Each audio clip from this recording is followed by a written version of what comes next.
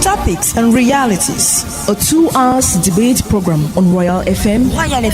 That is out to edge drill and brainstorm on issues affecting our society with the aim of bringing change. Topics and realities. Every Saturday from 3 p.m. to 5 p.m. on Royal FM. Topics and realities. A weekly program brought to you by the English desk of Royal FM. Topics and realities. Topics and realities. Topics and realities. The gateway to change.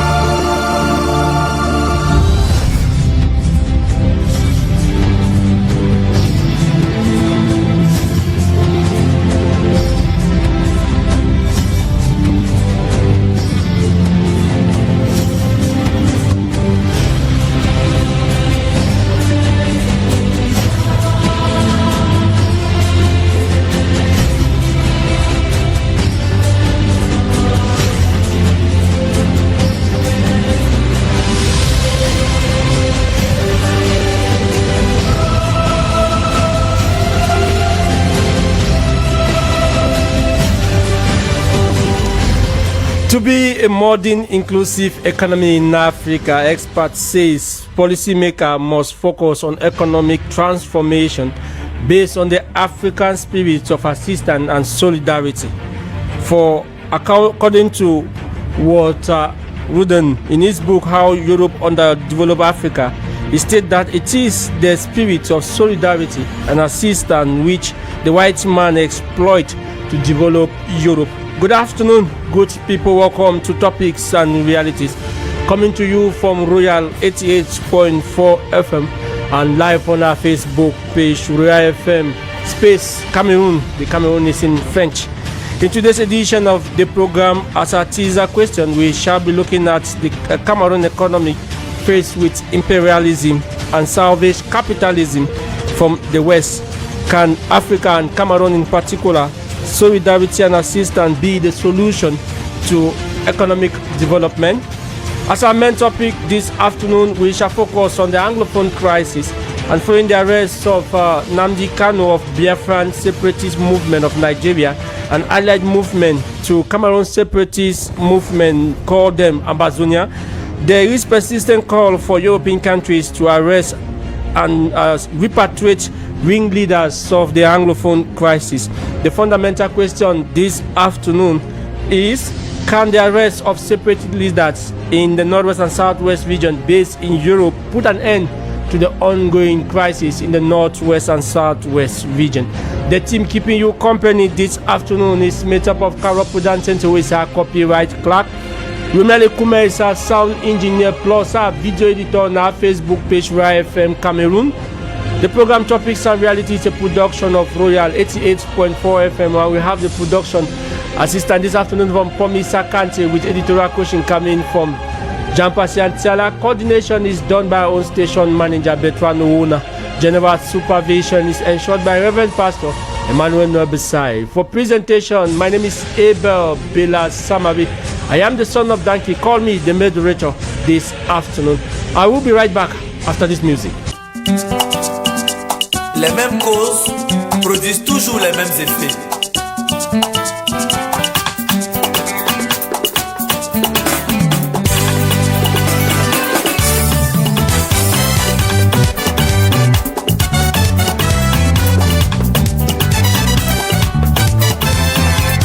Africain président, on veut plus voir des dents. Africain président, boyo boyo, on n'est pas dedans. Africain président, on veut plus voir des dents. Africain président, bourou bourou, on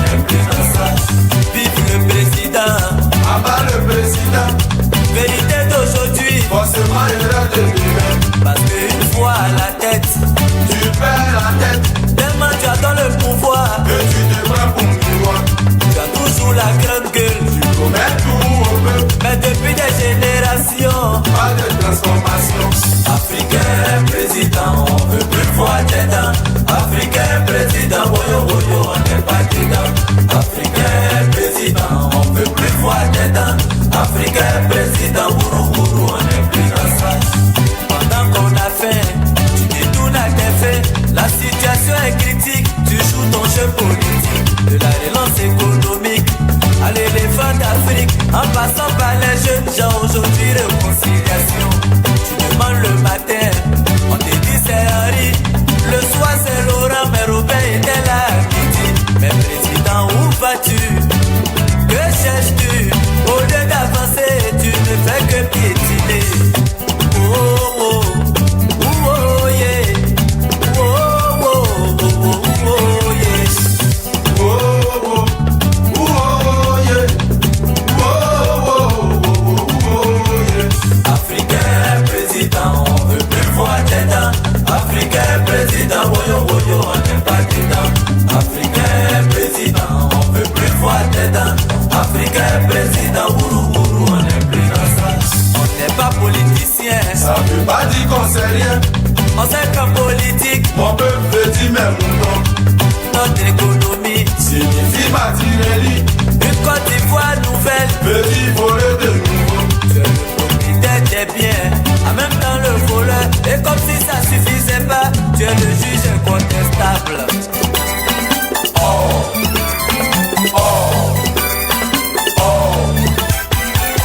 Africain président, on veut plus voir tes dents. Africain président, woyo woyo, on n'aime pas tes dents. Africain président, on veut plus voir tes dents. Africain président, ourou ourou, on n'aime plus dans ça.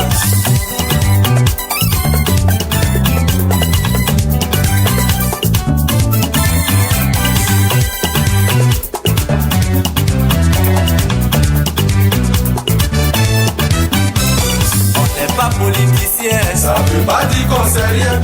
on sait qu'en politique, Mon peuple veut dire même non. notre économie, Signifie bâtir un lit, une Côte d'Ivoire nouvelle. veut dire voler de nouveau.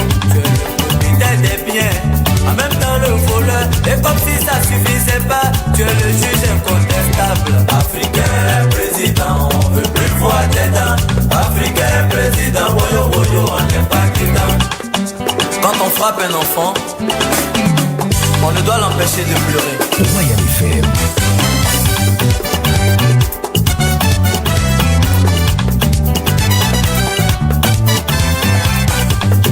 Oh oh, oh oh yeah, oh oh oh oh yeah. Oh oh, oh yeah, oh oh yeah. Africain président, on veut plus voir tes dents. Africain président, woyo woyo, on n'aime pas tes dents.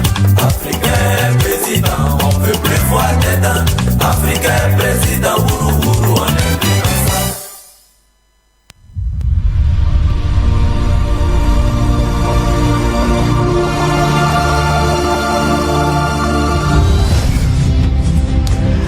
Thank you very much, Romia Lekume, for that piece of music composed by Espoir Demi this afternoon. And we are going to welcome those who are already with us in this studio. We have Fudayeman, he's a political scientist. He's here with us this afternoon. Good afternoon to you, Heman. Good afternoon, everyone. I don't know. Are you there? Okay. Mm-hmm. Yeah, good afternoon, Abel. Thanks for having me today. It's a pleasure to always honor this program. It's a pleasure for us to have you today in this program. And she's here with us today. Somebody says live in the studio. She's editor-in-chief for Miss Akante. She's here with us this afternoon. We always go listening to her on the special rights of Promise Akante. But today she's here with us in the studio. Good afternoon to you, Promise Akante. Good afternoon, Abel. Good afternoon to Heman. It feels good having you again on the platform, or Thank meeting you you very much. again right here, because we've met sometimes but on phone. Good afternoon to Remedy Kume and to myself. I like the last part. Good afternoon to yourself. Promise, I want to welcome you with this question, and it concerns the COVID-19 vaccination that is going on. Okay. But the big news is that the African medicine in the name of Ngumutara has been recognized by the Nigerian government as one of that medicine that they can use in the fight against the coronavirus pandemic. But we still see our country giving a solo interest towards that diversion. You are much into health reporting. When you look foreigners appreciating what, or foreign countries appreciating what we produce in our own country more than us appreciating what we do produce. No, the irony is I work closely with Dr. Peyu, and each time she has a recognition, it is always from abroad. She's never had a national recognition. Well, I know that once like that sometime last year, when they were receiving 30 petitioners at the Senate, she was among all those many people who are the names and the no names who were there for general consultation, where the parliamentarians were asking them what they can bring as contribution. That was just at the start of the COVID-19, when it was really at its peak. They were asking traditional practitioners or state practitioners what they can contribute to this fight against COVID-19. But she, as a person who has a lot of international recognition, a lot of research work to her credit, she wasn't consulted personally. But now the irony is, having worked closely with her and with her production team, the irony is that these same people who are up there, who supposedly, in quotes, are not interested in what she does, these same people consume her products so much, and they are those who are her highest customers, bizarrely enough. So asking why they don't make it public, instead of spending billions to import vaccines, that is a question. They would have subvented her at less and make this thing for everyone at an affordable price. Well, she says it at 5,000 francs without publicity. Anyway, her publicity is on air, on radio. The container is 5,000 francs. That's half a liter for those who want a liquid form, or the powder bottle, which is still 5,000 francs. If it was subvented, for example, we could have it at less, because she spends a lot of money to buy this bark of trees, the roots, and all the leaves that she uses to do these things. If the government could use that money for the AstraZeneca and all of those other vaccines, which are not even protective, because the truth is, when you take those vaccines, you can still have COVID. You must still wear face mask.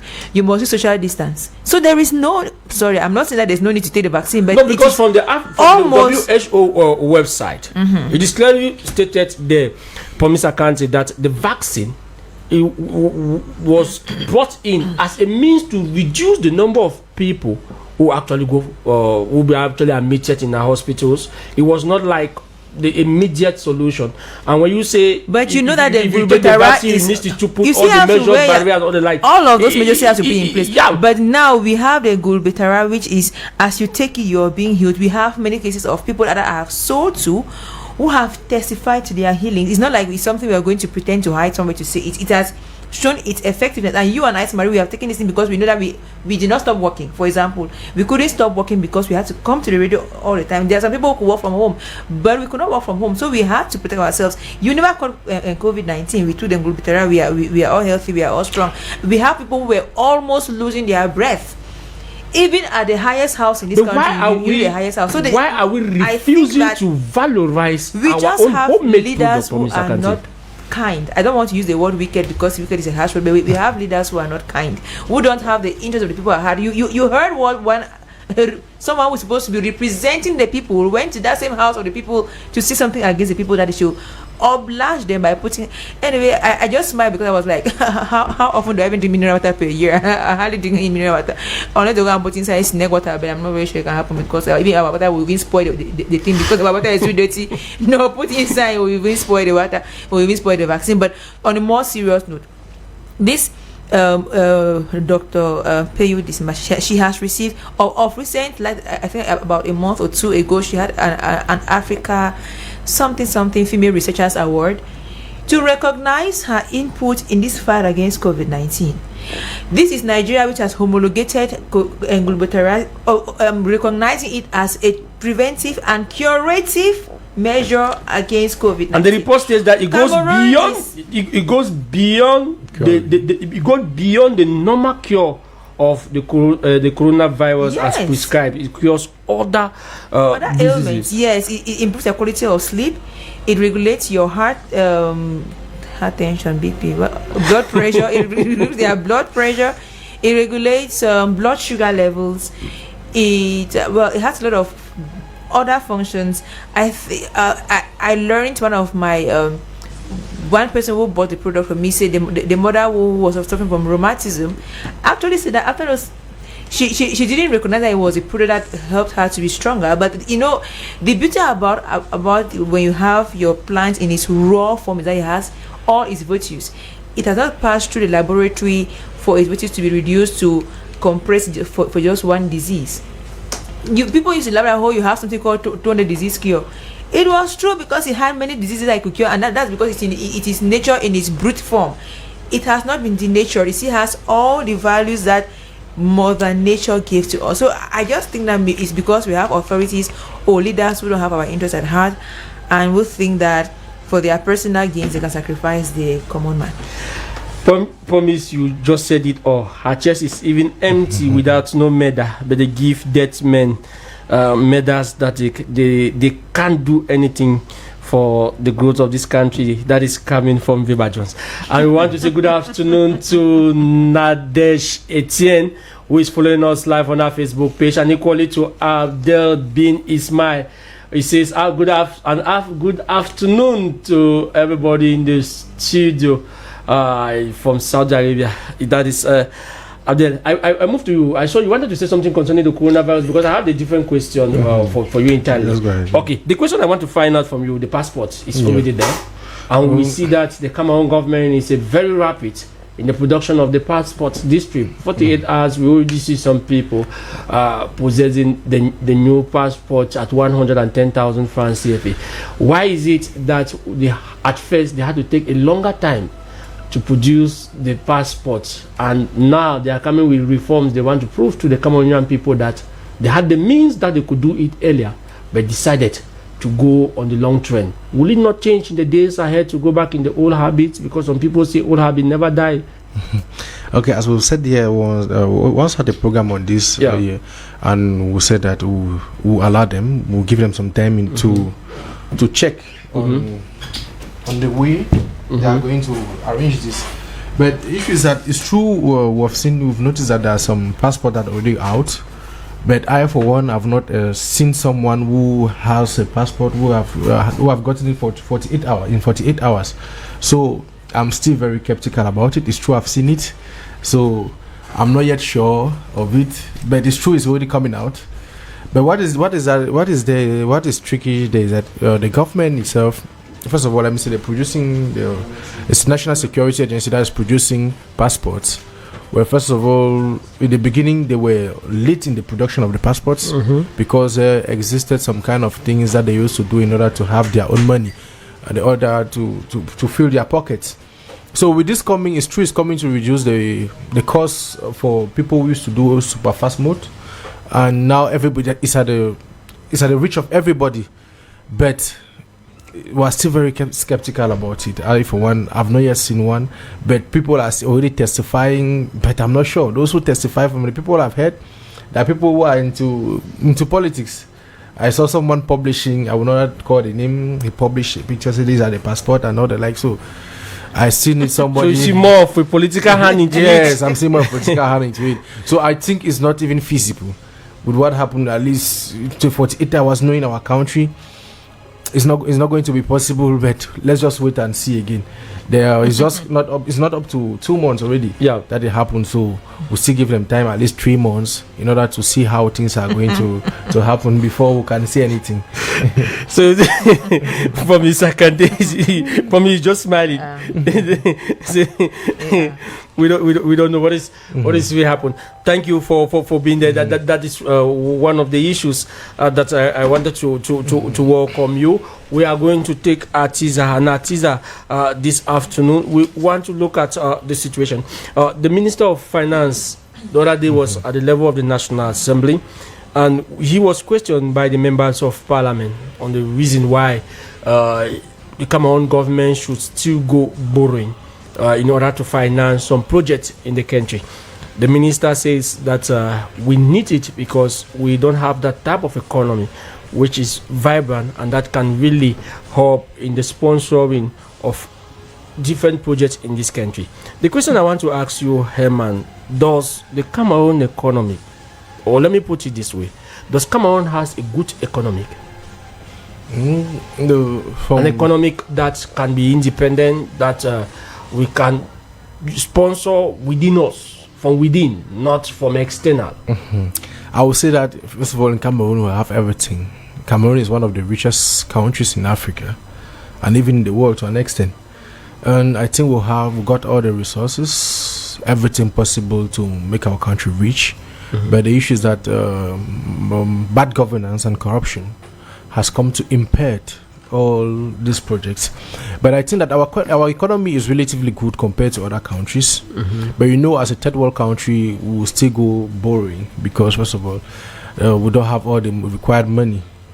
But we can also be outside and criticize the governing body, that this and that and other like, but without knowing what is there. But what we know is that, from our experience, all countries, especially third world countries, have to borrow. Even the European countries had to borrow before becoming who they are. But the question is, are we going to continue borrowing? We don't have to continue to maintain that same path. We have to evolve. We have to change from that. So I think that we have a good economy, but we need to manage our resources very well in order for us to be able to meet all our needs. Yeah, because with all the resources that we have, I think we have not yet exploited everything that we have. But with seeing what is happening with the projects we sign and other like, so there are some companies who are coming to exploit our natural resources, which are not even beneficial to the people. That's where our problem lies. That's where we see try to cry out that there is still neocolonialism and imperialism that still continue in Cameroon, because all the resources from our soil and all the like are not really utilized to the benefit of the people. Because you will see a region or a particular area which possesses all those natural resources, but is still very enclave. The roads are not there, or even the exploitation for them to exploit it is not really easy. You see only when they will just make the road because they want to transport some timber from the road maybe to the market. That's when they can make the road to ease their transportation and all the like. But they forget to develop the area. Meanwhile, the first beneficiaries of these natural resources are supposed to be the people living in that particular area. Mr. Kante, is it a system or a mechanism put in by the former colonial masters to impoverish the continent, impoverish Cameroon, so that each time they go begging, because we supply all the raw materials but we import all the final products? That is the irony with our leaders. It's like each time we want to talk, we'll find ourselves calling their names, because they definitely have a hand in it. Because we've been, we are living in modern times, and information is no longer hidden. We have videos circulating on social media with people, even the whites themselves, explaining how they have maneuvered carefully to keep Africa poor, to give you the idea that you are poor and you can do nothing without the whites. Meantime, everything comes from you, goes to them, and then they pinch tiny dots and give to you in the name of debts and credits and loans and all of those things, so even subventions and aid. Meantime, if you look at it critically speaking, what is it that we lack in Africa? What is it that we lack in Cameroon in particular? For example, Cameroon is extremely wonderfully endowed naturally and even with with the manpower. How do we exploit it? How do we use it? If we begin from the east region, where we have all the trees, the timbers, the forest, look at one of the least developed regions is the east region. We have these big trailers that go in there, carry these trunks in their raw state. Who still does that? Who exports raw? You don't export raw products. How do you start? How do you give out? It is like Abel, someone comes to you to ask for, I'm trying to look for a very critical example, and instead of you just giving the information the person needs to hear, you carry all your books in your house and give the person that, okay, take, this is the information you are looking for. It does not make sense. You have read these books. You are supposed to process these things and give out just the final product. It is ironical that we have gold timber, cobalt, iron, or petrol, forest. You can go on and on, fertile land, and all of those things, and still endeavor to be called a poor country. I watched a video of Dubai, of someone from Dubai who was being interviewed by a foreign power. By one of us. I don't want to call a journalist from which country, but it's this is our country where I am in. So they were asking he's a tourist guide. The guy was a tourist guide, so he receives these tourists who come to Dubai, show them big houses and big skyscrapers. So he said, they asked him like, but this country has almost no natural resource. The only thing you have is petrol, and it's not even much. How come you are this developed? And the answer he gave was, you don't need too many resources to develop. You need a good leader. That's the only thing you need. You need a good leader. You need someone who is disciplined enough to say that this money is for this project, and he sees to it that the project is being executed, and he says, this is what we are going to do in 2 years, in 3 years, in 5 years. Have a development agenda which is short term and which is realizable. Don't come and tell me that in 2035 we may emerge and become what?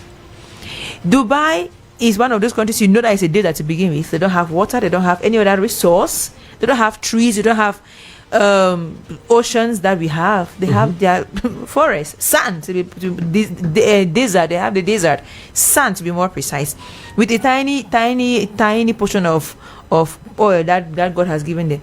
But look at how all of our baby people want to travel and go to Dubai to go and spend their holidays. Why can't we have such resource centers in Cameroon? We could have them because we have more than enough resources to have these things.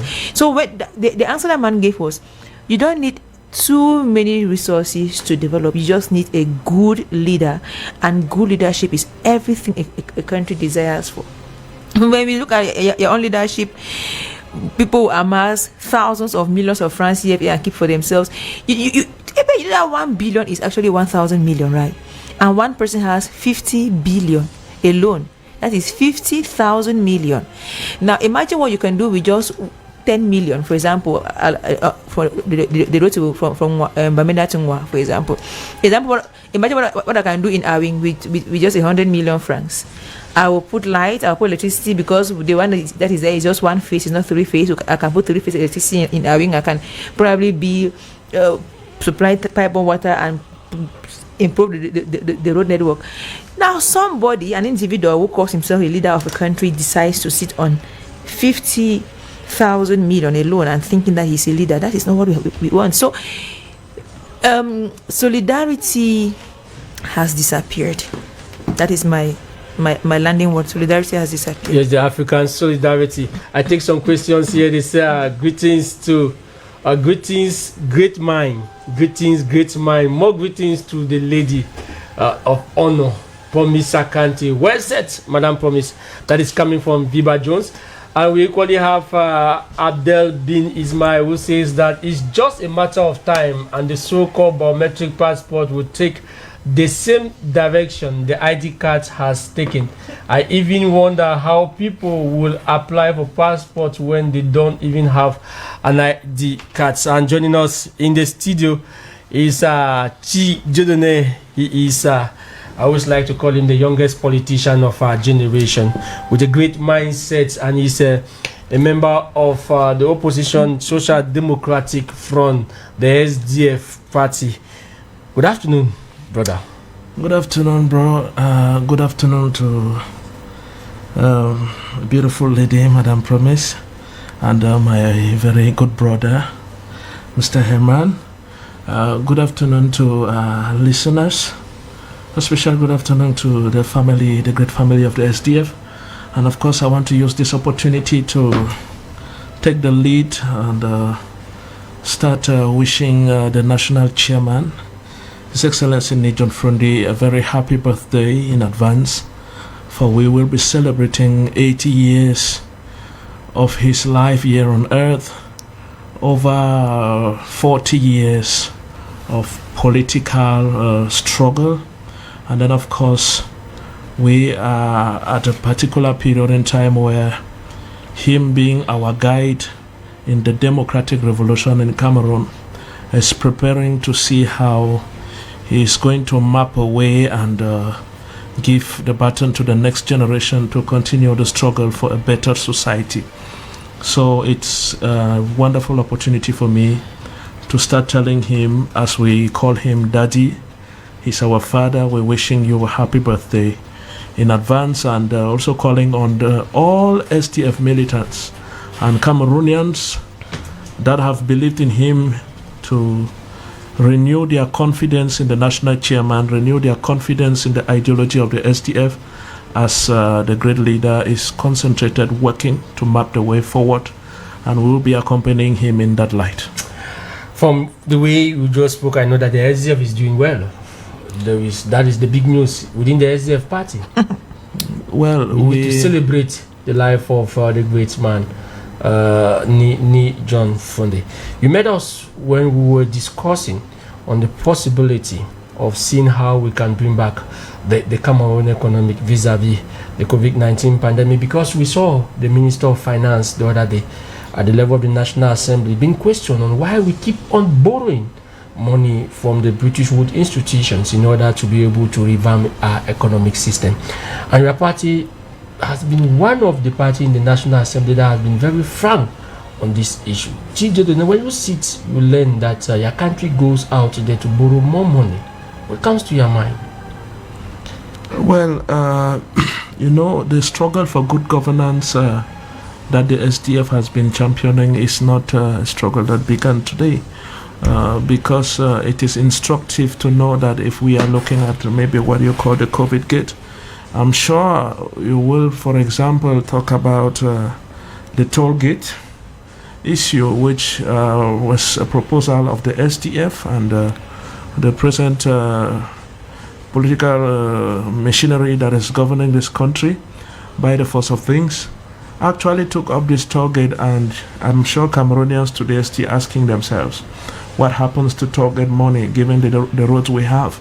We moved further. We had what they call the Muchipo Gate affair, when we cried foul that there was a lot of embezzlement of state funds. I remember the national chairman said at one point in time, Frederick Kodok, former Secretary General of the UPC, and who is of late, may his soul rest in peace, said, you are talking about embezzlement of public funds. Where are the proofs? Où sont les preuves, as they say in French.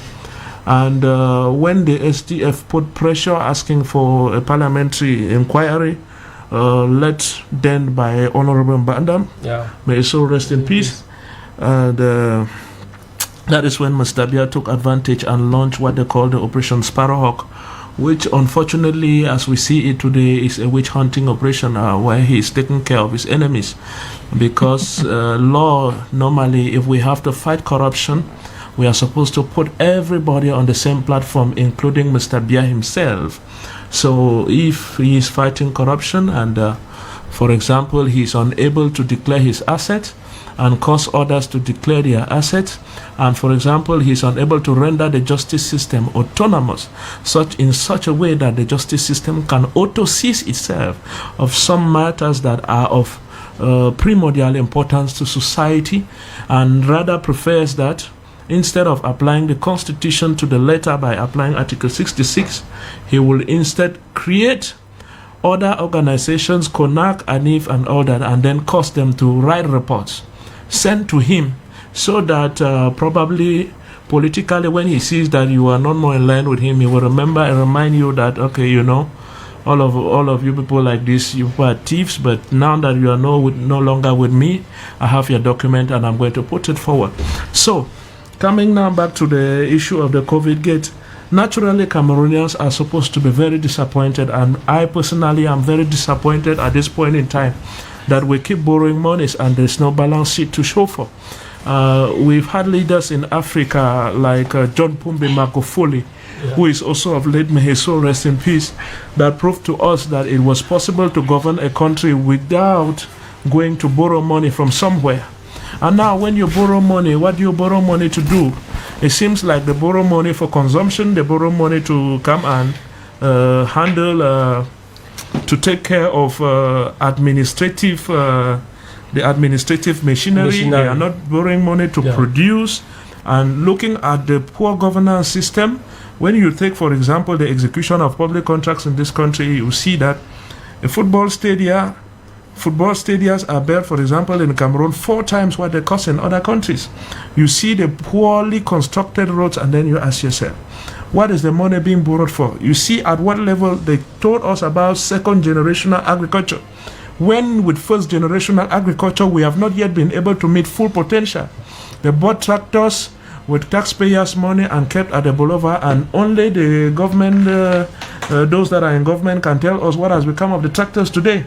Farm to market roads are not a reality. The agriculture that they are talking of is on paper. And when you look even with livestock, for example, you see the rate at which we import some first necessity products in the domain of livestock. You start asking yourself, where is this money going to?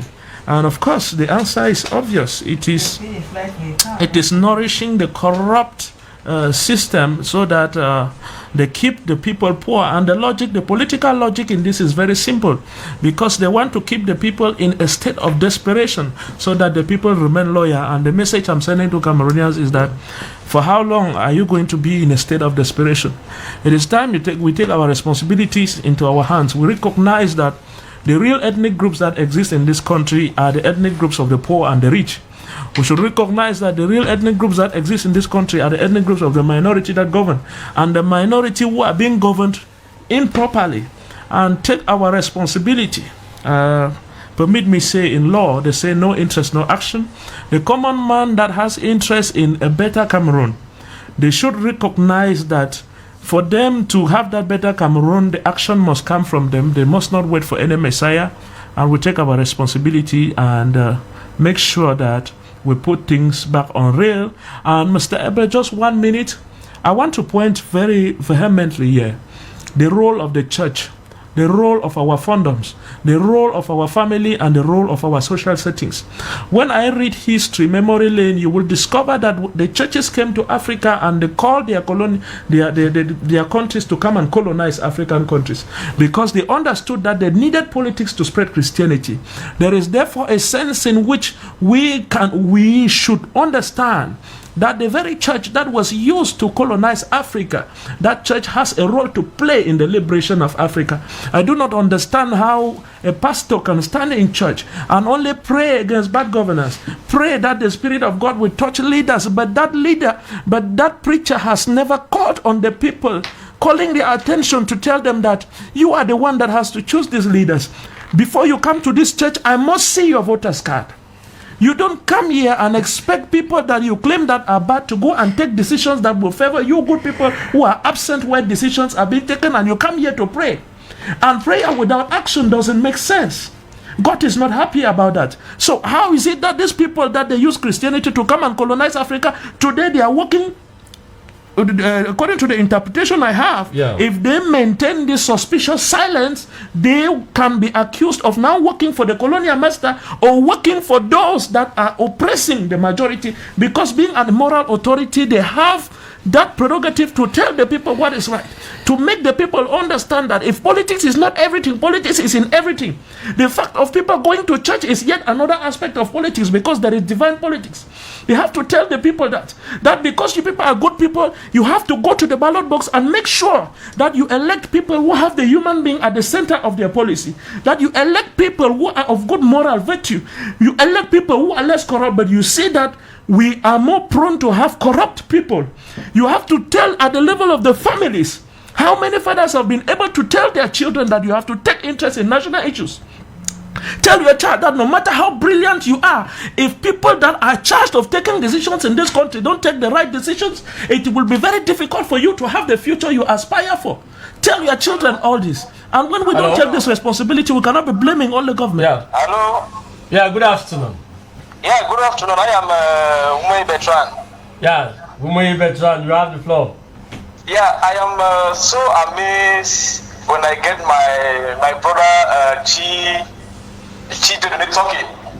Yeah. You might have the impression that somebody who is 50, because he knows the issue just too well. He knows the problem that we have just too well, that I am mesmerized. The only word I'll have to say here is to encourage him that this struggle is a struggle for the youths. And I can tell you, Abel, that with people like Chi, there is hope. There is hope because I have always told you that within the ranks of the SDF, we have strong wolves, young wolves, who are coming. And we are coming to establish a new order. So I saw him bringing out the difficulty we have in Cameroon. In fact, bringing things that people of a certain rank do not have a good mastery. And I was delighted when he said, Cameroon is not a matter of Bulu or Bamileke. It's a matter of people of the have and the have not. So people should not always take us into the tribal lineage because we will go towards on the tribal line. We have lost the battle at all. We have lost it. So the battle in Cameroon is not a matter of tribes. It's a matter of the have and the have not. So I rest my case and I'm probably going to come back. Thank you very much. Thank you, Bertrand. Thank you, comrade. Of the SDF party. I want to appreciate Comrade Umei for that intervention and to reassure your brother that we are not going to blink, and I know your commitment and those so many others that are believing in the young leadership that is coming up, especially those of the Social Democratic Front. We are lucky to be coming from that great family that we have a guide that has taught us not only by word but by example the so many good virtues that we are putting forward today, and by the grace of God we are going to get there. And so as I was talking about the family. We should be able to talk politics in our family and encourage our children to take part in take interest in national issues and understand that a society that is not properly governed is not good for anybody. So we should not just see the blame not only on the oppressor, because if we keep blaming the oppressor, it is instead a praise for that oppressor. We have to take our responsibility and liberate ourselves. For the freedom of a slave is only important to the slave and not to the master. So we, the people that are oppressed, I recognize myself within that category, and a majority of Cameroonians. Let us put our heads together beyond tribal lenience, beyond linguistic lenience, and put forward a system that will permit that all of us have a good well-being, and all that will be, as Colossians 3 verse 14 says, that for all these virtues put on love that binds them together in perfect unity. For if we are suffering today, is because we have gone short of the value of love in our society. Amen. He ended by moving from politics into religious to reconfirm that the white men needed politics in order to be able to spread their government. Joining us in the studio is our own John Neba. He's a teacher and he's been invited this afternoon here to tell us what we can do to ameliorate, or how can we revamp the Cameroon economic without borrowing. Good afternoon to you, Mr. John Neba. Good afternoon, Abel, Bela, Samari, and good afternoon to the other panelists. I'm very happy to meet the only Promise Akante, who is as beautiful as ever. Good afternoon, Promise. As you take your seats, I will come back to you. But I want to move to you, Herman. We have identified a lot of issues which range from the governance policy, the way the European has been able to manage or mingle or corrupt or confuse or manipulate our leaders to be able to be exploiting the African continent. Now, what can we do for us? Because we have been talking about this issue, African emancipation, for the past 50 years. Now it's time for action. What can we do as Cameroonians out of politics to be able to develop our country without depending totally on those who are leaders of this country? Okay, talking about this issue of the economy, first of all, I have to trace where our problem is, because we're during the era of independence and colonization and eventual independence of our country, we see that those who fought for our independence did not have power were not able to manage or to govern us the way they expected to, but instead they were killed. And those who were put in place to govern us were instead those who collaborated with the colonial powers, colonial masters. This is one of the reasons why we are still where we are today, because those who took power were in collaboration with the colonizers. We were who are their sons or their godsons, their daughters. I don't say that they are students. Like most of our leaders nowadays, especially in the Central African region, we have other presidents who went to school in France, including our own president. So they have been taught by the white man the way they should govern our country, and that's why we are still where we are today with all our resources and all our capabilities, our capacities to evolve or to be a developed country. So with this present economic condition in our country, as my brother Chijini just mentioned, of the agricultural system we have, we're supposed to be the backbone of our economy. We're supposed to spearhead the action for economic development and prosperity in our nation, and also the corruption and mismanagement. But I think what should be done is that, first of all, as a youth and as youth Cameroonians, first of all, we need to mobilize ourselves under the banner of our political parties in order to create more action. Or for me, I will continue saying that, because at the verge of the 2018 presidential elections, changing leaders, they are changing our leaders is going to solve, because the only alternative to democracy is by voting. The only way to affect democracy is by voting. And for us, we notice that our problem is governance. We need to change our leaders in a way that we will choose the leaders that is going to suit our own envies. Like, as I was saying, the people who were supposed to vote in 2018, we advise all the parties to form a coalition in order for us to be able to beat the incumbent. But unfortunately for us, we saw that most Cameroonians were instead interested in conserving their own position as main leaders for their parties, and did not take the people's plight at heart. That's one of the issues. So what can be done is that, first of all, we need to register ourselves for the eventual elections. We should need to choose the leaders or that are going to suit our own envies, who are going to bring us to that development, because we have several parties and we have many political actors who are willing and are ready to help us achieve what we want to achieve in our society. But let me say this, because I want to talk about Kwame Nkrumah, who was the founding father of Pan-Africanism in Africa, who said that one of the solutions for imperialism is to talk about African unity, that we need to unite ourselves as African, especially all our countries. We need to unite ourselves. We talk about political unity of our Africa in order to fight this common enemy who has eaten deep into the fabrics of our society, who are implanted in our society everywhere, and is ready to underdevelop us. Is ready to exploit us to our last energy in order for them to develop their own countries and for us to be on that, to remain where we are. So this is why, for me, I think we need to be. We need to rest on solidarity as African, first of all, because what is also putting us down is our currency, the currency we are using, which is not ours. We still pay money to France for using that same currency that is ours, because they are producing the money for us, and we still pay fines to them. It seems as if you build your house, but you are still paying. You are still paying rent. So that's what I'm saying. So we need to mobilize ourselves as African, especially in the Central African region.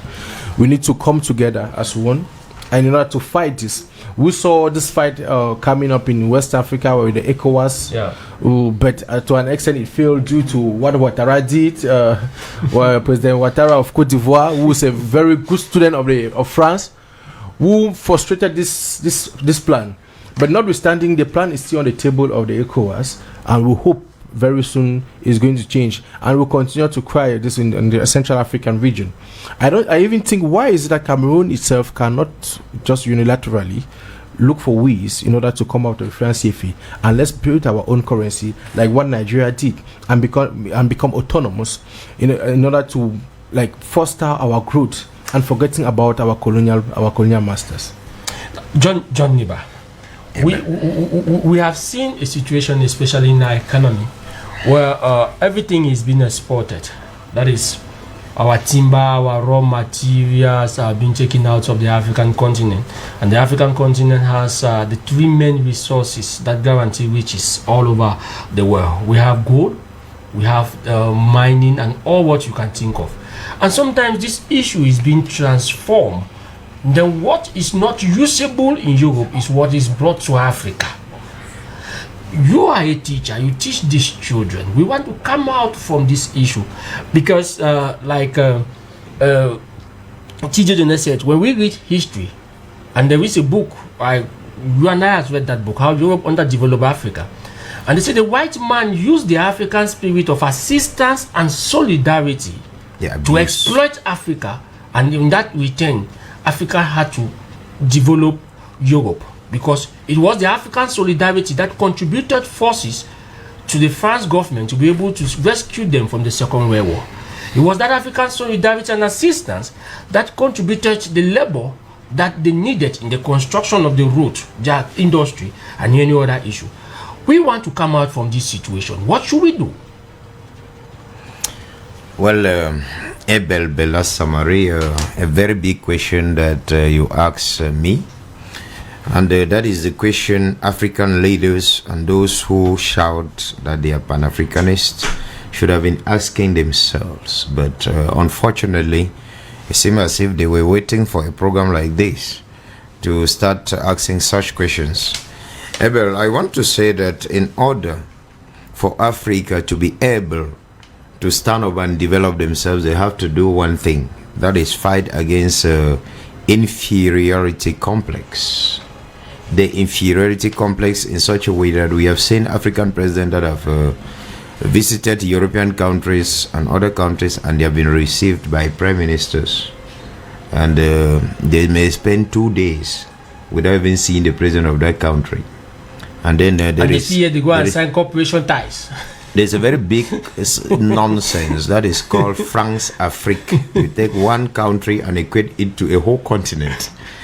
That is a very big disgraceful move. When one country in Europe can unite a whole continent and dictate, and the continent comes in, and the continent cannot even outweigh that single country, it is the beginning of problems. I want to say that if we have leaders in Africa that can embrace the Gaddafi spirit, I call it the Gaddafi spirit, because Gaddafi was not only talking, he was doing things. Gaddafi, before he was assassinated, under the very eyes of the African Union, Gaddafi had this idea of the African Monetary Fund, and the headquarters, Abel, was supposed to be in Yaoundé, because Gaddafi personally took Yaoundé as one of those countries that are located that fought for their own independence. No, they fought against colonization. So the headquarters of the African Monetary Fund, that was supposed to operate on a budget that was even superior to that of the International Monetary Fund, and Gaddafi was ready to pre-finance countries that were unable to give their own quota, so that African countries could take loans from the African Monetary Fund at very low interest rate and pay in the long term, so that they can be able to develop. The white man understood that very fast, and we saw what happened to Gaddafi.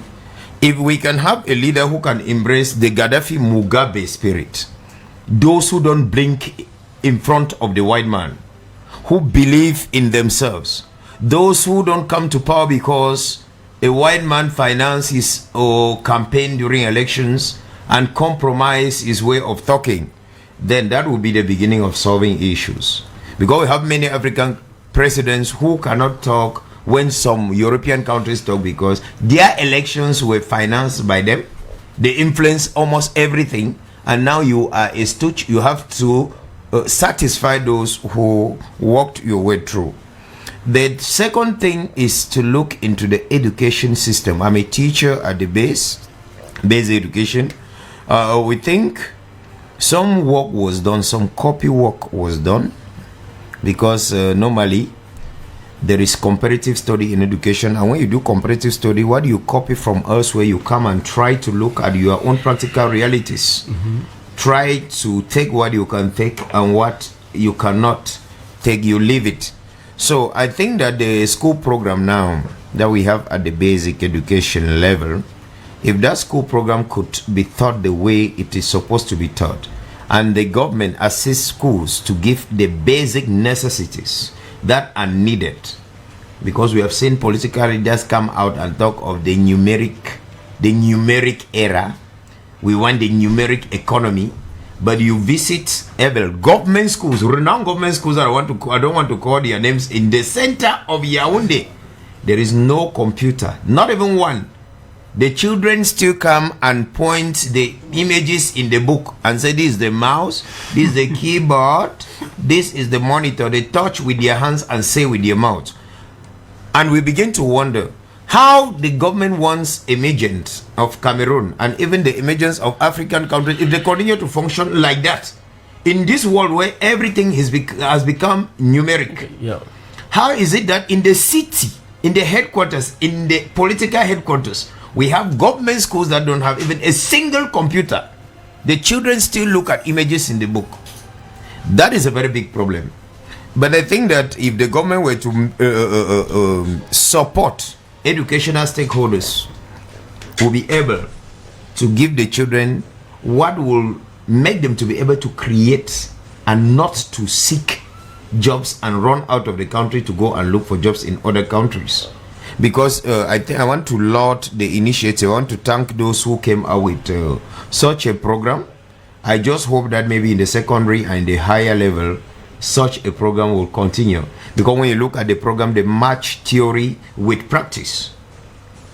The match theory with practice. And a very big problem is coming with the teachers. Many teachers are refractive. And when teachers are refractive to change, it becomes a very big problem, because change passes through teachers. Now, what do you think of this issue of mutual platform created in order to be able to bring the African spirit of Ubuntu, solidarity, assistance, where teachers or where people try to come up in a platform and says that, okay, I help this person for this person. Yes.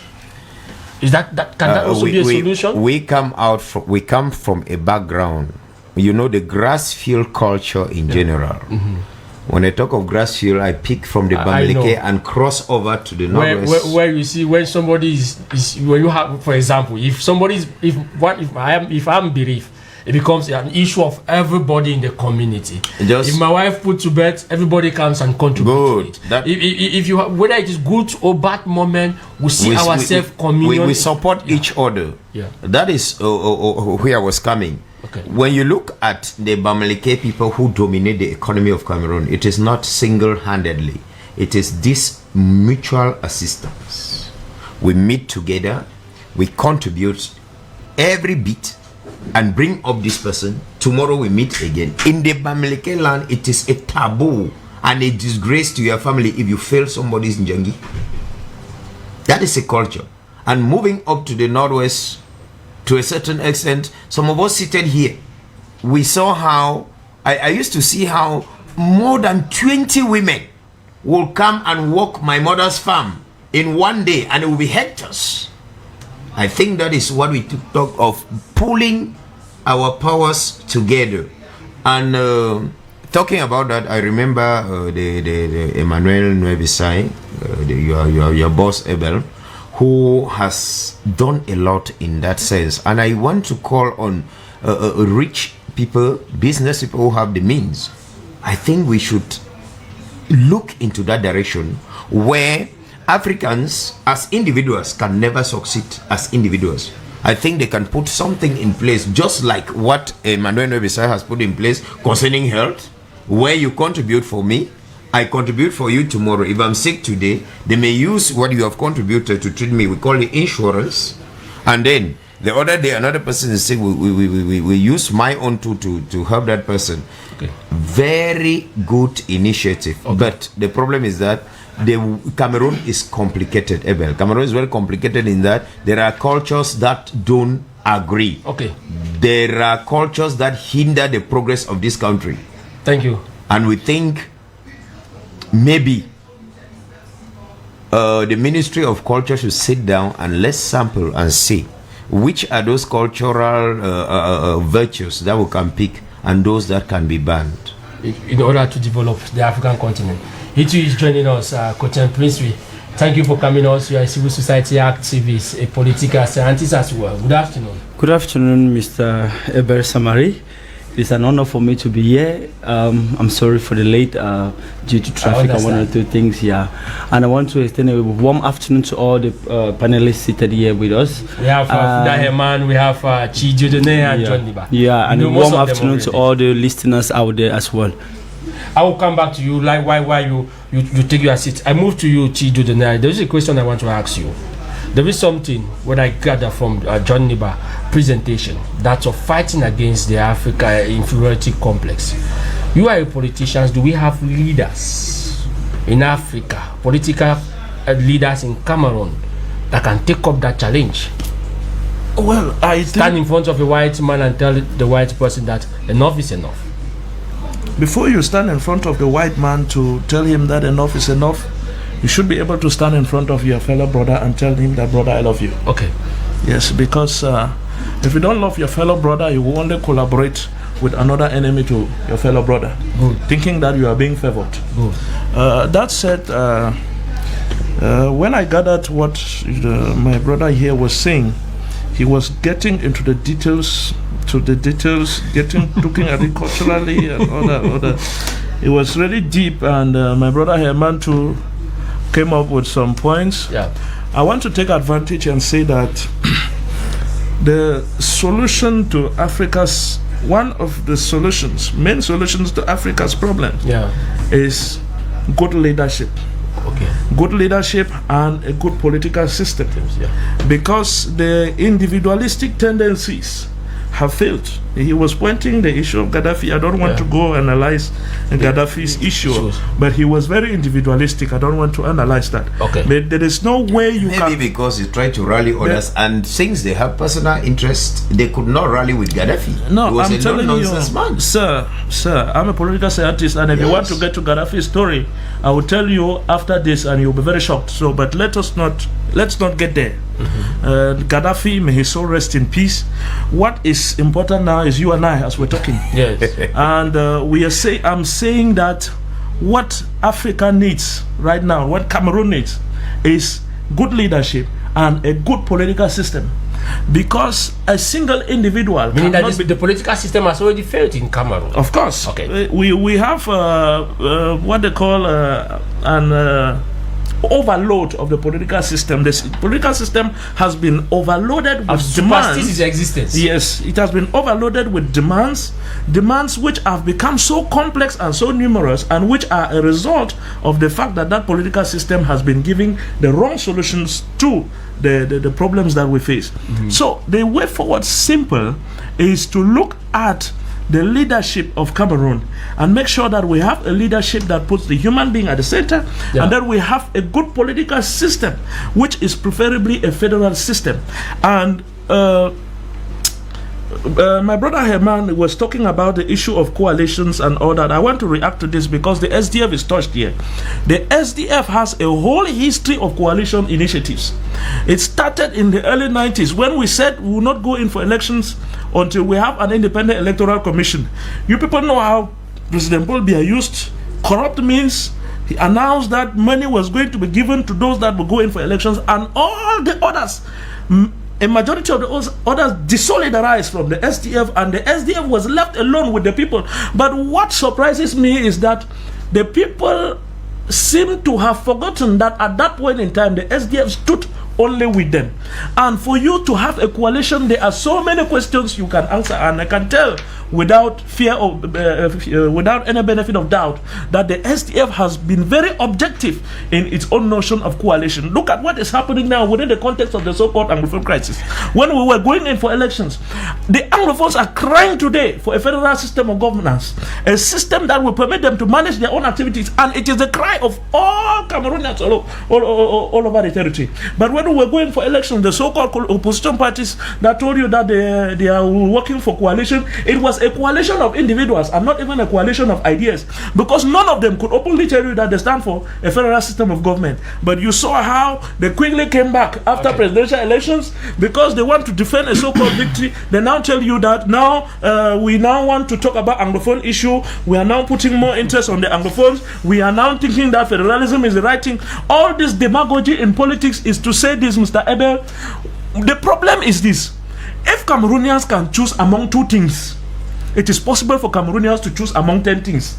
In the United States of America, there are hundreds of political parties, but you know only Republican and Democrats, because the people are effectively involved and they have decided that no matter these 10,000 political parties that they have, these are the two that actually represent our interests, and we play with the two. We got your point. The thing now is greater involvement of all Cameroonians. And Cameroonians should not blink in the face of challenges. From 1990, when Cameroonians discovered that the regime was putting in place strategies of fraud, instead of increasing their determination, increasing their strategy to make sure that they counter fraud, they were retiring from 3-point-something million voters. Instead of us going to 8-point-something, to 10-point-something, to 12-point-something, to increase the pressure, and probably that would probably be a coordination point for further action. No, they started retiring. And when they were retiring, the system that they don't want was gaining ground. And they cry foul. They only call about opposition parties, opposition leaders. That is not where the problem is. Every individual, starting with me here seated, if I'm sitting here, it's because I recognize my own responsibility in the problems that Cameroon is facing, and I also recognize my own responsibility as the person that needs to bring a solution to Cameroon problems. We need to put ourselves on that platform. And to come back to the idea of African unity, African solidarity, Cameroon is a laboratory for African unity. Cameroon is the only bilingual country in Africa. And the SDF started a revolution in this country for preaching federalism in a Central African country which is said to be a francophone country, a francophone bilingual country.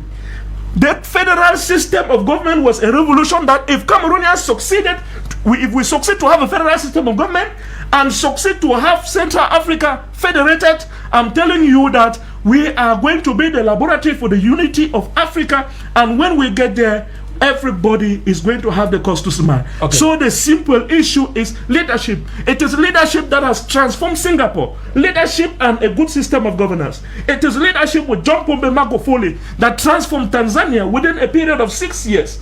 And it is leadership that made sure that they break the shackles of that. It is leadership that made sure that Cameroonians could express themselves today when His Excellency the National Chairman Frundi stood his grounds and made sure and caused the liberty laws of 1990 to come into application. It is leadership. Leadership is the solution, the way forward, and in a democratic federal system.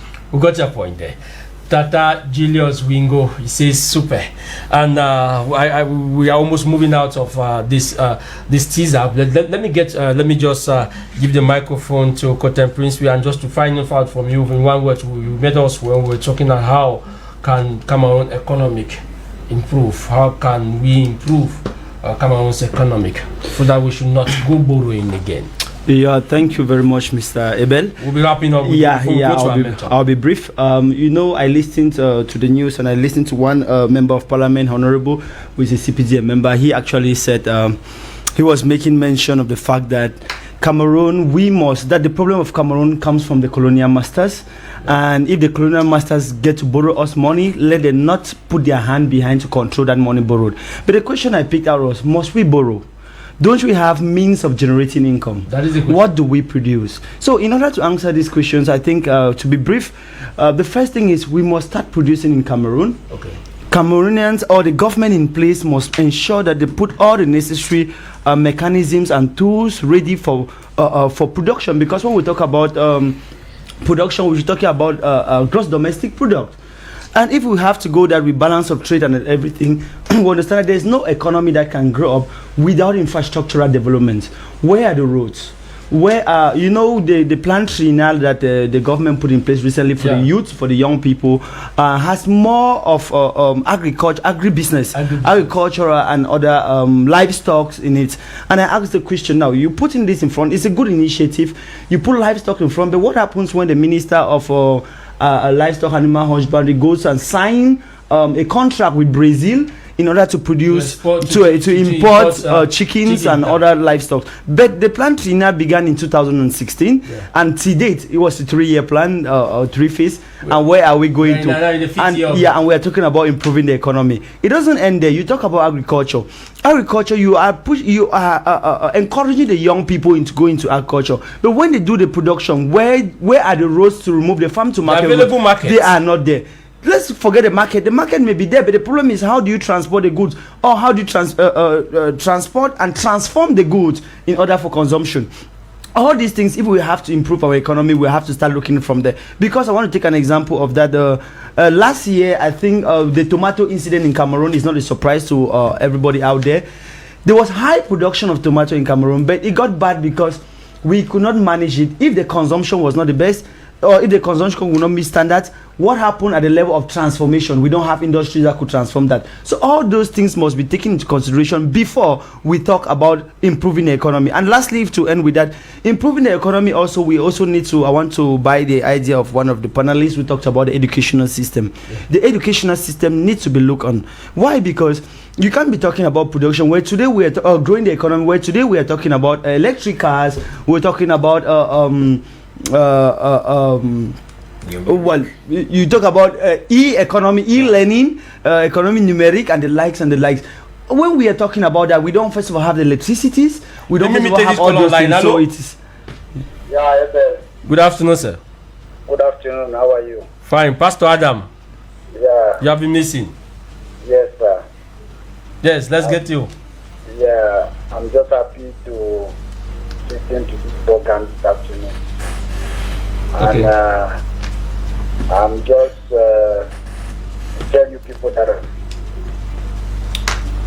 something went wrong. We missed out of. Yes, so like what I was saying, we need to, if we have to produce, we need to start producing the right mindsets first, because the mindset is what happened. When you look at the academic curriculum from the primary school, the secondary school to the universities, what type of people are we training? Are the people we are training tying to the contemporary realities of development? Yeah. So all these mechanisms must be put together in order for us to move forward, to have an economy that will be able to compete. And if we also must talk about the economy, then we should also be capable of looking at our diplomatic agents. I used to ask this question, and I want to ask it very loud. When you look at what is happening in Cameroon, you see what other diplomats are doing from other countries, Britain, France, Nigeria, and other likes. But what are our own diplomats doing out there? Yeah. Because they need to go and negotiate how we can do concession contracts, how we can get contracts that will help advance the economy. Yeah. But what they do, I don't understand. It looks like what they do is to restrict visas for people or whatsoever. So we must try to strategize and bring forth the right mindset, because if not so, we'll keep remaining in the gutters and Cameroon will be sinking behind. And 2035, I think, will be... It's not far. Okay, something. We're supposed to... We are moving out. Abel, just a few seconds. 30 seconds. Yes, I'm counting. I would like to say that borrowing in itself, without being an economist, borrowing is not a bad thing. Yeah. But when we borrow and it goes into running cost, you borrow and it goes into conferences, into curriculums that have no importance. We borrow and use it all for feasibility studies without nothing realized. Yeah. That is the problem. If we were using all the money we borrowed to realize concrete projects that will employ people, so that those people tomorrow can employ others. But we're not to cut you. We borrow and use it for conferences and missions, allowances, and I will buy big cars for people who I don't even know where to go to. With the borrowing. And the question is, must we really borrow? Because I want to borrow from Chijidone. Yes. When you hear to say something. Yeah, when you hear Professor Lumumba actually talked about the Magufularization of Africa. Yeah. We talk about Magufuli. He never borrowed one single. For how much did he borrow? But he was able to transform the Tanzanian economy for about 6 years without borrowing a single dime. We must use that examples, and it's true. Borrowing is not really a bad thing, but must we really borrow? If we should borrow, then we should borrow when we must always get at the edge. That is where we think it should be the last option. Before you talk, I have a message here which is being directed to you. Let me try. Okay, it says, you all are on the panels today at the future of Cameroon. That future is today. I grew up in Aijos, Cameroon, and there are still ministers that were there when I was in primary school. Balok, courage, you have the floor. That is coming from Alfred. He's writing all the way from Jamaica. I have said time without number that the problem is leadership. All my brothers are talking so many things.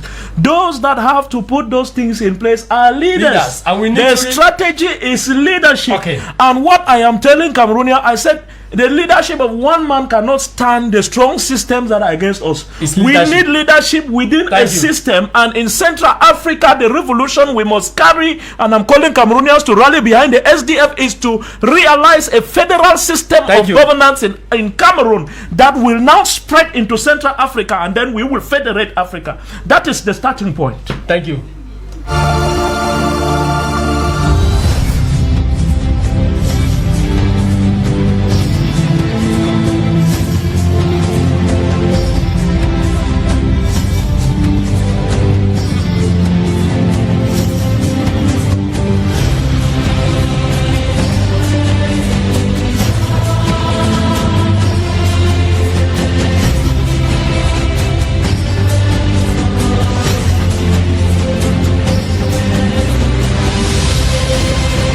Thank you. If you are just joining us, the program is Topics and Realities, coming to you from Royal 88.4 FM. Our access code this afternoon is 655-5434-5761-157321. We want to look at the Anglophone crisis, and this comes as a result of the arrest, following the arrest of Nnamdi Kanu of the Biafran Separatist Movement of Nigeria, which is an allied movement to the Cameroon separatist movement, called them the Abazonia.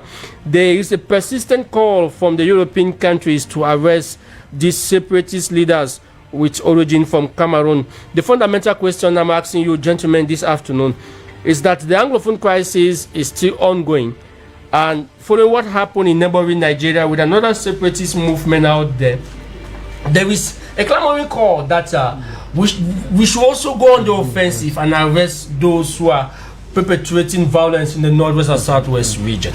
If we arrest them, would that put an end to the conflict which is going on in the northwest and southwest region as of now, looking at how complex it has become? Thank you very much. Yes. Because you were the last person. Yeah, thank you very much. I like the way you framed the question, Abel, because the problem is the fundamental root of the problem, the cause of the problem.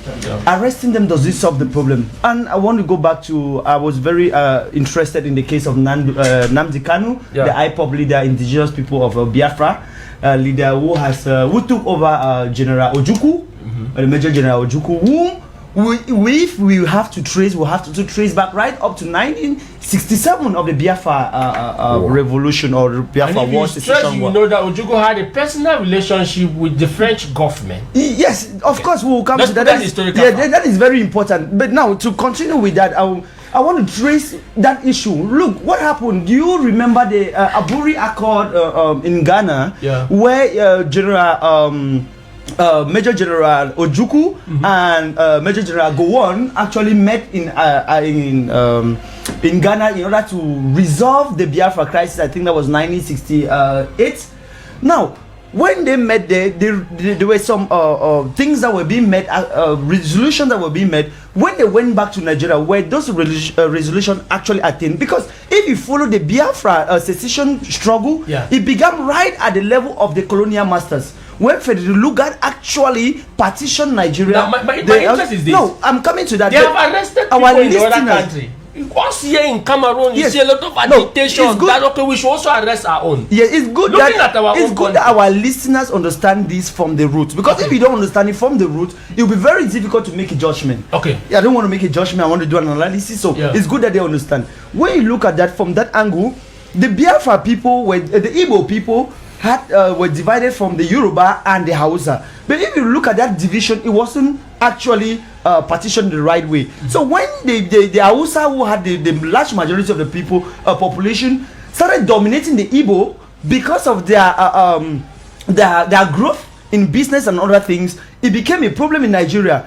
That was managed to be resolved. But now, when this problem break out at the level of 1967, where the Biafra proclaimed independence, because the Hausas were very jealous of the Igbo people who were down south and very industrious, So this problem came out. What happened? The Hausas who were ruling at that time had to, they were maltreating the Igbos. It was very visible. There was war in the north. All the Igbos were being sent down. I remember very well that the premier at that time, Sir Bela, had to say, he made this statement on air, said that the Igbos, that in the northern part of Nigeria, an Igbo man is just a third class. So all this is show how the people had also suffered something. So if they got to that point where they asked for secession, it's because they had things that were being leveled on them which were not the best. Okay. Now coming to Cameroon, what is the issue with Cameroon?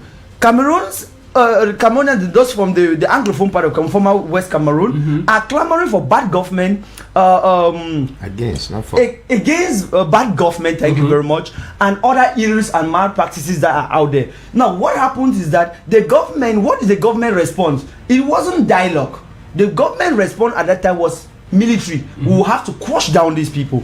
What happened with the Biafra? When the Biafra war came out, they tried to negotiate, but what they negotiated did not actually apply. And that is why when Ojukwu, even though Ojukwu regretted before dying in 2016, he left out the fact that the problem that got to the that led to the war was never resolved. Now, till date, has that problem been resolved? Because when you go down to Nigeria, the south, you discover how those the oil regions, the same regions are still persisting, living and going down to the Niger Delta. You have Niger Delta Avengers and all the people, because the regions are underdeveloped, and the people who are in power don't actually invest in those places where they make their money from. Now, this will actually push the struggle to continue, which Nnamdi actually continued it.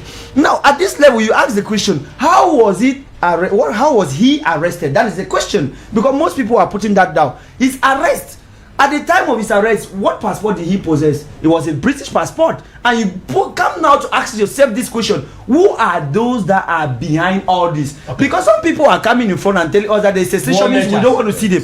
Those people who are causing secession and bringing secession, and if you say it's a bad thing, where are they residing? Who is harboring them?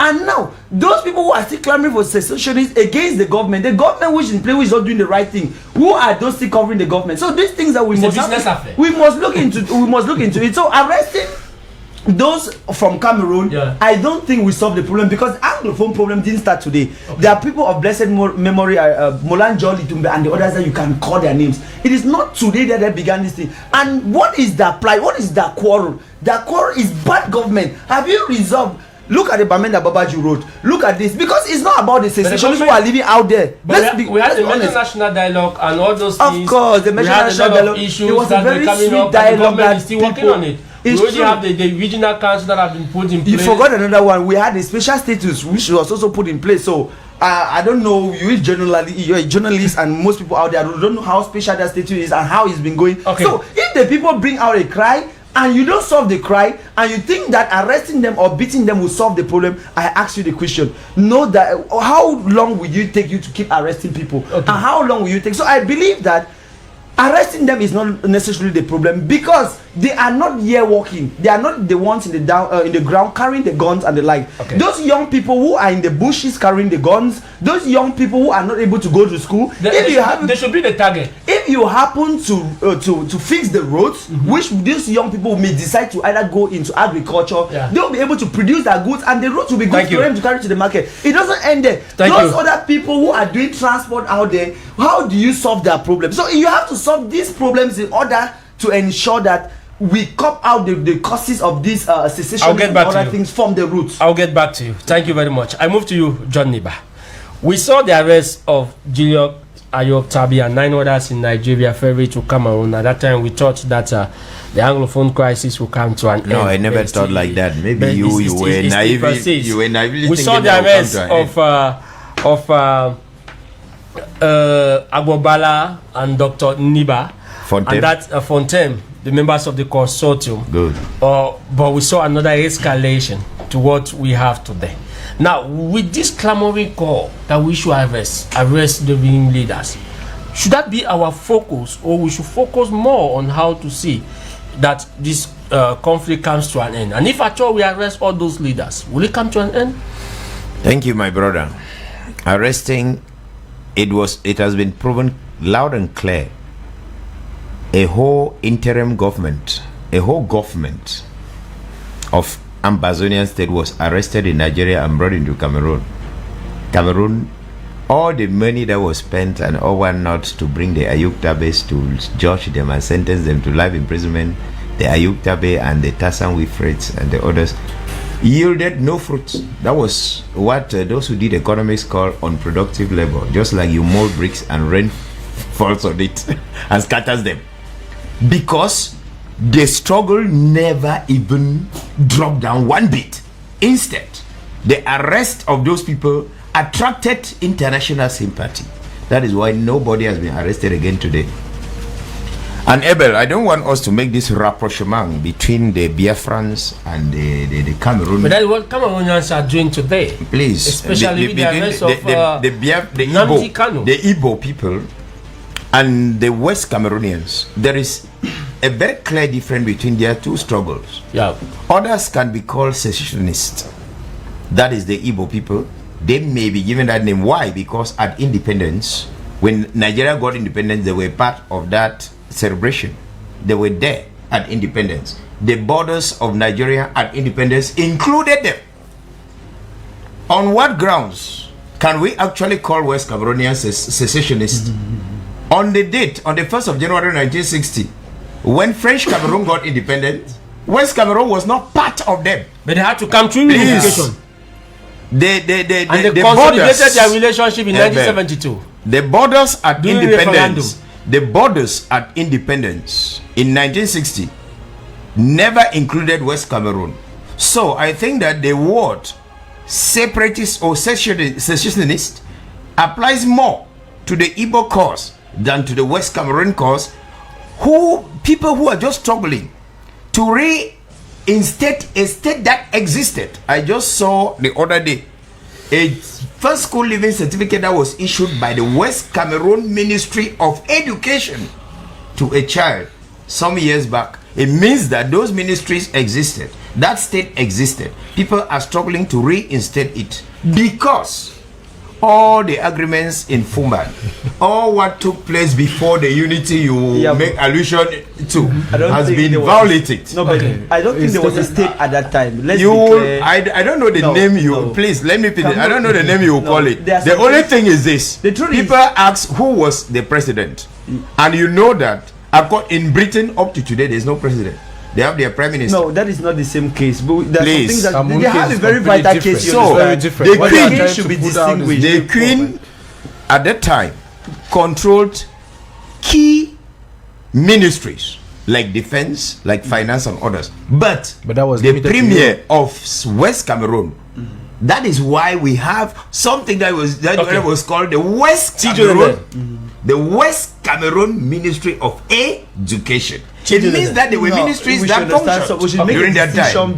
Now let me say something before. Let me please. When you spoke, I never interrupted you.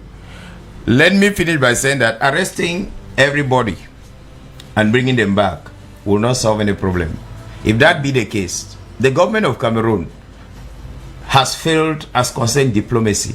Okay. Because having all the embassies in Cameroon, American embassy, Belgian embassy, and all that, and we still have all those people that the government has called terrorists operating and living in those countries where the government can use its powers to bring them back for all these years, and it has not worked. We want to say that diplomacy is failing the government at a certain point. Okay, let me go. So arresting everybody and bringing back is not a means of solving a problem, a historical problem created by the United Nations. Okay. When they asked West Cameroonians or Southern Cameroon to gain independence by joining an independent country. Yeah. We got that a is point. where you have a point. We got a point. Chijo Dene, the Anglophone, yes. I have said it time without number that when we start talking about division, when we start focusing on territory and other divisive tendencies, is because what unites us has been deficient, and what unites people is love. It's not territory. Whether you take it on so-called Anglophone basis or Francophone basis, or even on your village basis, economic basis, political basis, what there is no love. Love transcends above all cleavages. And what is the cause of this? The poverty situation of the citizens, the unable to have adequate health care. Unfortunately, that has pushed the people to deny this love, and today they are talking about secessionist breakaway and other like. Unfortunately, Mr. Abel, the alarming poverty is an artificial poverty because that poverty has been created. That poverty did not exist naturally. That poverty has been created by that deficiency of love. We have not loved one another enough. I'm tired of this issue. You can't people talk about territory up and down, territory up and down. How many years do I have on earth to be talking about territory? How many years do I have on earth? My existence on earth is very short and temporal, just like your own. And meanwhile we live, I have the obligation to love you and make sure that we share the common cake together, that we live together as God's children. And when the moment comes, we should work in such a way that we leave something better for our children. That is our generational responsibility, that we should live in love. When you find people, whether on ethnic basis or on Anglophone, Francophone basis, or on Cameroon basis, or on Biafra basis, they start talking division, there is a deficiency of what unites us, love. And I keep saying it, our God is a God of diversity. Mr. Abel, this ground that you see, this soil that you see, it is from the same soil that watermelon comes from. From the same soil you have beans. From the same soil you have corn. From the same soil you have mangoes. A diverse number of things from the same soil. A diverse number of fruits from the same soil. So that we enjoy the diversity of our God. Why is it that our diversity has become a problem to us? Why is it that because you are good in business, I am good in administration, it is not a good thing? Is it not a good thing that I administer well and you do business well? And let us form a perfect union where you are strong, I am weak. Where you are weak, I am strong. Where you are weak, I am strong. Yeah. So that we complement. That is the African spirit. That is what I'm saying. That is the spirit. I am who I am because of who you are. That is the spirit of our Creator. Our God is a God of diversity. Hello. Hello, and good afternoon. Good afternoon, Mr. Charles Bela. Yeah, good afternoon to your rich panel. Thank you very much. The SDF representative, I don't know, is speaking polemics. Love does not fall. Love is practical. Who is not loving who? The problem stems from Fumban. And Abel arresting people will not solve anything. People have been arrested before 2016. Remember, when every 1st October, some members of the SNC will celebrate independence and will arrest them and after release them. So they have been arresting people. So I think we should make a parallel with Nigeria. If Nigeria is not stable, Southwest and Northwest can never be stable because arms are passing through Nigeria into Cameroon. That's been verified. So we think the president must dialogue. He must get on the negotiation table. Like someone said, all the interim government has been arrested. The killing still continues. So should we continue arresting people? It's an aberration to think that a government that cannot fight corruption within its ranks, within its minister, the government that cannot declare assets can solve this problem. I doubt. But there are three things that last as a Christian: hope, faith, and love. Maybe we should hang on hope. Because a government that cannot fight simple corruption in its public affairs, in the running of these activities, can that government resolve this Anglophone problem? I doubt, my brother. Thank you very much, Mr. Charles. Yes, I just to very briefly to say that he and I, we agree on the fact that there is need for love. His problem is whether who is not loving. And that is the reason why the party from which I come from, and I personally, we hold that at this point in time, we need to look at ourselves in the mirror, come together within the context of a frank dialogue, you know, the one that held. We actually emitted some reservations that we thought that if they were actually taken into account, we would have had a more fruitful dialogue, a sincere one. And we think that at this point in time, and it is a very wonderful opportunity for President Paul Biya, because he is a witness of the failure of this system. He is a witness of the problems that his governance has caused, to bring Cameroonians together. Let them empty their minds. Anger is crystallizing in the minds of Cameroonians. Let Cameroonians speak out their minds, talk to one another. Let us be able to apologize to one another in the spirit of humility. Creating a reconciliation commission, like what you are trying to say. And with respect to the arrest of the leaders, I want to say that a military solution has never been adapted for to solve a political solution in the long term. The people that you are arresting are not the problem. There is actually a problem, and by arresting the people who are now using the problem to exist, will not kill the problem. So the problem is, the real issue is, go back and solve the problem, because if you are arresting those people, it's because they are bringing up a problem. Okay, solve the problem, and we move together as one nation. Arrests are not new. They have arrested for so many years, and that's but we are still where we are today. Okay. And with respect to the so-called Anglophone crisis and the so many crises we're having today, if they keep arresting, and even if they have some kind of negative peace, that is the absence of war for a brief period of time, it is going to come up tomorrow. And my call is that we should not postpone solving this problem to the next generation. Okay. The solution should be now. And Herman, we know that in conflict resolutions, you identify the issue. You try to understand everyone's interest in the issue. Those are steps in resolution conflicts. You list some of the solutions, you evaluate the opinion, you select the opinion, you document the agreement of the different parties, and you try to call the different parties agreed on a consensus of this issue. But in the Anglophone crisis, it seems as if none of this is being respected. But before I react, it means researchers like you people need to invent new methods of resolving. Now they used to adapt to the Cameroon method. Because the academics, the researchers, they have elaborated a table and said, okay, this is the steps you need to take. But it seems as if with the Anglophone crisis, you people need to go back on a research base to come out with completely new system of how to resolve conflicts in Africa, or maybe in Cameroon, the Anglophone crisis in particular. You know, we have good lawmakers, we have political scientists.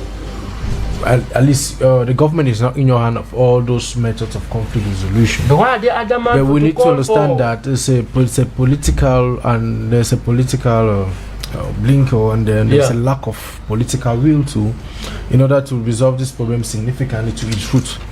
But before saying this, I would like to first of all appreciate my brother's analysis, whether he did on this crisis, especially where he made mention of the fact that Nnamdi Kanu, who gave him a passport, who is keeping them, especially even the one for the Anglophone crisis, who is keep harboring them, and what is happening, who is still protecting the state and other like. So these are questions that when you ask yourself that question, you will not say what my brother neighbor said, because what he was trying to say is as if he doesn't have a mastery of our political context, evolution, and our political evolution, especially in Africa, and what happens with, and what is all behind secessionist movement. It's true we have a genuine cry, but saying that arresting wouldn't solve a problem, I will tell you that no. Arresting is also part of negotiation. When you arrest someone, he's under your control, you can also go ahead and negotiate with him before releasing. That's why we also talk about political clemency, because if there's no arrest, there's no political clemency. In order to resolve a situation, you need to bring the person closer to you. But in Cameroon, you see that these people, when you tell them to come and dialogue, even though at times when the government say people should come and let's dialogue, maybe at times the call may not be genuine, but those people are not ready for dialogue. Most of them appears that they say that they don't want dialogue, they don't want nothing, or they call themselves Ambazonians, they are not Cameroonians, and they continue to perpetrate some kind of things on the floor. And if you say that you shouldn't address, where is the justice? Because if we are calling for good governance and justice, we need to arrest the 10 that were arrested. What has come up from there? Let me tell you something. Yeah, arresting is also a means to resolve the situation on the ground. Because you will not tell me that at the end of this crisis, even if we will succeed in solving this crisis, and we'll have a particular guy who has been terrorizing the whole village, he goes through the DDR center, he comes back and lives, or somebody who has killed my father is going to live with me in the same neighborhood. I will say no. People will be crying that they want justice, and that's justice. In order for us to solve an issue, justice needs to be applied. These people have been responsible for the killing and kidnapping of Cameroonians. They have diverted from their main source. That was a struggle for the people, but now they're struggling for their own pocket and for their own stomach. But the people keep covering them up. I mean, we should stop supporting these issues, because in the beginning we started supporting it very naively, and that led to something that is already above us. The people now are suffering because of this exaggeration of these people on the floor. Even though the military has its own responsibility, I don't deny that fact. I'm always against it, but we should not fail to pinpoint the fact that these people have failed. They have diverted from the main rule. And when we talk about this type of issues, we need to to have a mastery of history. Where you say that there was the Western, let me say, former Southern Cameroon was a state. See, the problem started. Charles Bela said that the problem started in Fumban. When you say that the problem started in Fumban, that if the Fumban problem is not resolved, that's what the SDF is saying, that we should go back to Fumban, because we have to solve the issues to its roots. If we have to go back to federalism, we need to go back to federalism. But we also need to understand that now, like this, the government, the present regime governing us is not ready for that. Let me say this: when you come to power, and normally in politics, when you vote a government, a particular party, they come with their program. They present to you their vision. This is my vision. If you vote me for this, that's what I'm going to present. So that's CPTM is coming now with decentralization. So they don't have the national dialogue in the vision of the CPDM. Let me say along the line. I understand. That's why I'm coming there. So for now like this, there's nothing forcing the CPDM to sign federalism. It seems as if so the people that are dying are not enough. For them, the agenda of the another party. So you see, let me just say, I'm not trying to elaborate things for you. I'm not for the government or whatsoever, or for the SDF. Like, so those governing don't listen to anybody. They are not listening. But if we have to do in conflict resolution mechanism, we need to sit down and understand what is really the problem of the people. If we need to sort the people's opinion on this type of situation before taking, that's why when the SDF said that if they come to power in 2018, they are going to sort the opinion of the people through a referendum to know whether we are going for a federation or who said not. That? That's what I heard from the SDF. The SDF stands. We stand for a federal. They were talking about the type of federalism. Let me clarify. When we talk about the type of federalism, some people are talking two-state federalism, two-state federated state, and 10 states. So we need to talk about the nature of our federalism. There are many types, many ways of federalism. That's why the SDF said that they are coming to, like, we are going to sort the people's opinion in order to decide. That's it. That's why I had the problem with him when he was talking about something like states and all the like talking about. Because somebody says that Southern Cameroon was a state, my man. That is Alenkem Richard. We need to analyze things. What stopped Southern Cameroon from being a state at that time? With objectivity, we should put a trust territory. We should put aside emotions.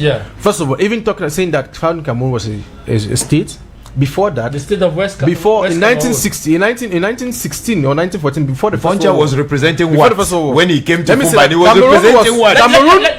Cameroon was one, right? And then who had to go and partition? There was partition after the first World War. British. We know that it's too far. So at the end, we had to come back together as Cameroonians. As my brother was saying, Foncha represented what? When we are trying to bring some kind of cleavages that divides the people, that's where the problem lies. No, you want to lie on history because you want to unite the people. Lying. It's not the problem of lying, because if I want to say about lying, I will say that what you were saying a while ago, I'm not sure that if they give me the opportunity to actually teach my children the history, I will refuse to teach that, because what you were saying was completely wrong. You are just beside. And now what was I saying that was completely wrong? When Foncha brought a delegation, I'm not talking about Foncha. We know everything about the delegation. Represented who? You want me to tell lies? We don't have to support some kind of Foncha represented. For one, I know that the Anglophone crisis can be resolved, but also the arrest of these leaders is going to ring a bell in the heads of all of those people that we need to be careful on what we are doing, because if we are fighting a cause, it doesn't give us the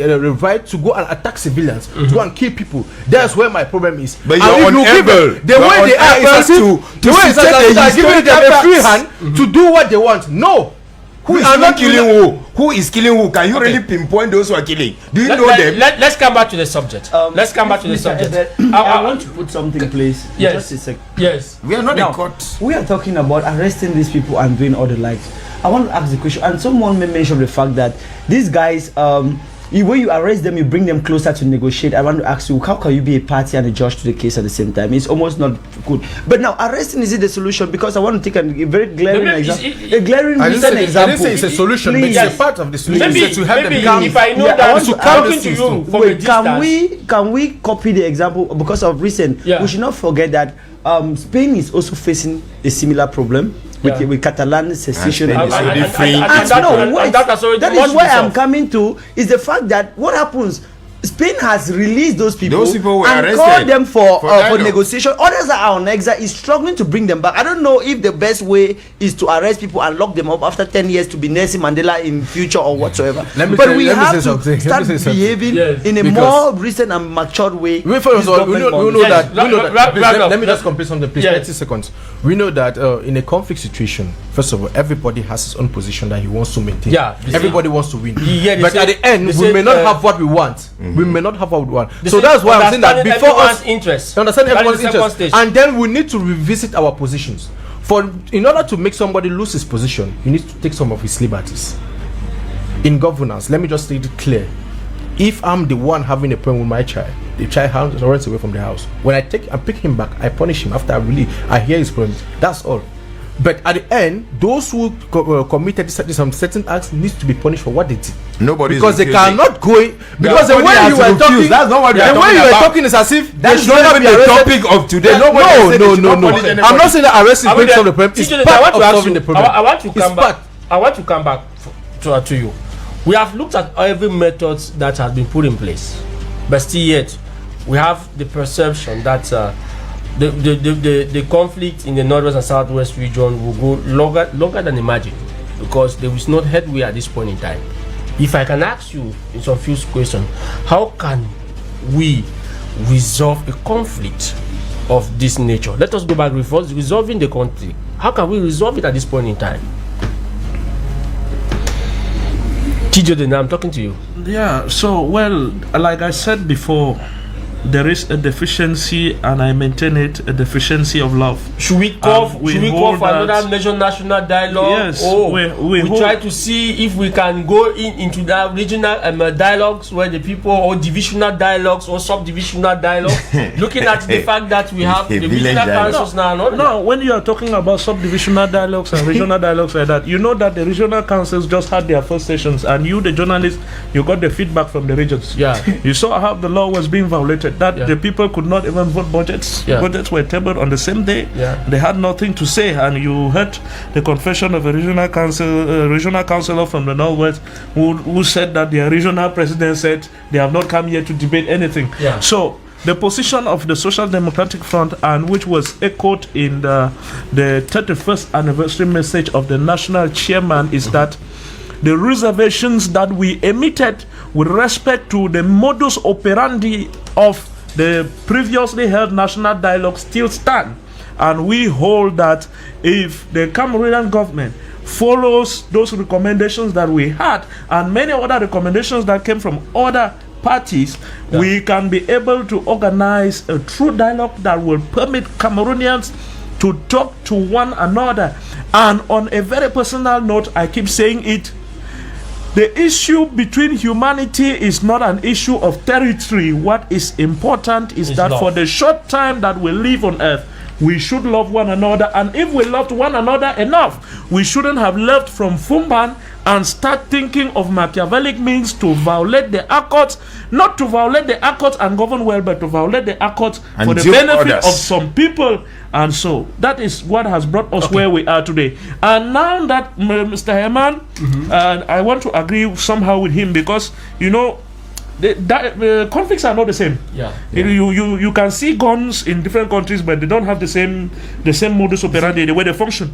So like what they talk about Spain, the constitution of Spain, the democratic model of Spain is quite an original one. It has its own way, it has its own mechanisms that they can sort out even secessionist issues. They are quite different, and scientists can go to the details of that.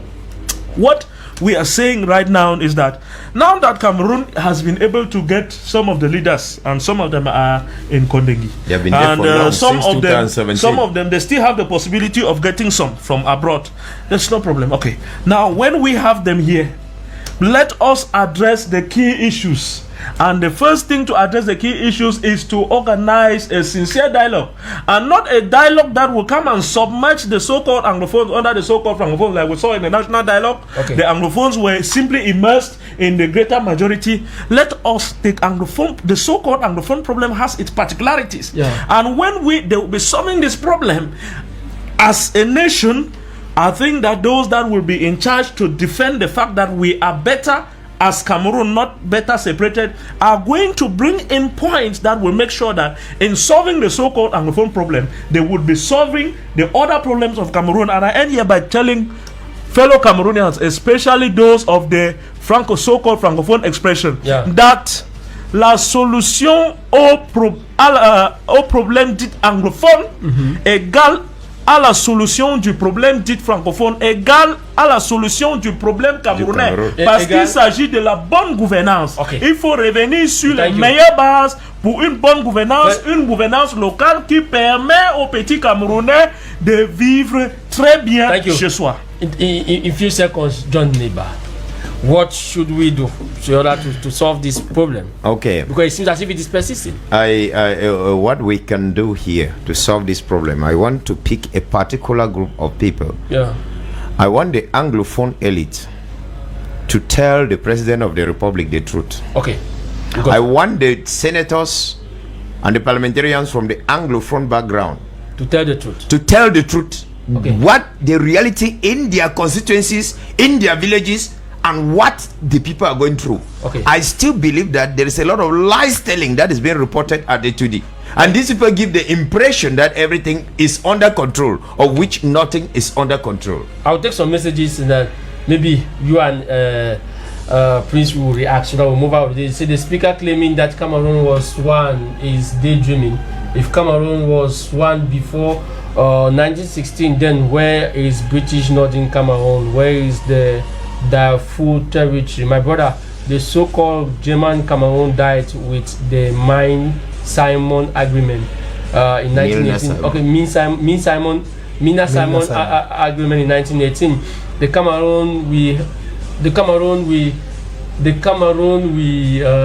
messages are really there. The Cameroon we have today was born in 1961 with the federal constitution. We should stop deceiving ourselves. If the regime is not careful, we are going towards the same path as Sudan. That is coming from Abdel Ben Ismail from